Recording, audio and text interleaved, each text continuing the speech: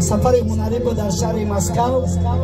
همون نوار اکای رحمان علی تماشا کرده، گفت که همین نوار ما در معقول شده، همین بچه خوشه جان نسل شما در 20 و ما همون سرود مادر را زمزمه کنیم. اجازه بچه جان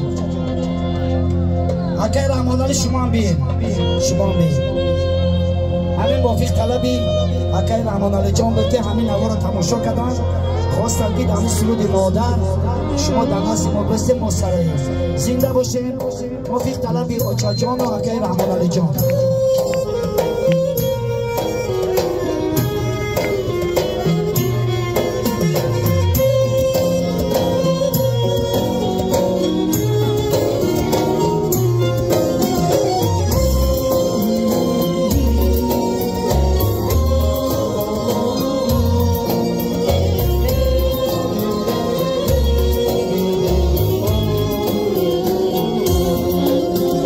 Sultani Khan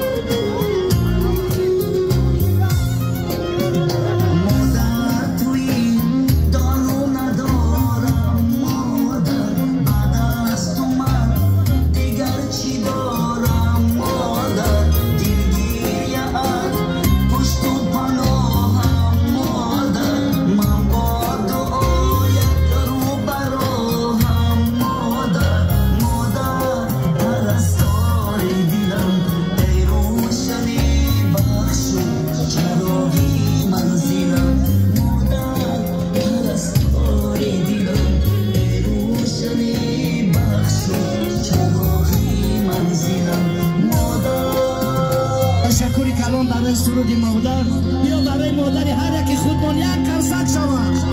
بازم توی مبارک شود. مرحمت برنده صدا سخن و زبان شیرین شما.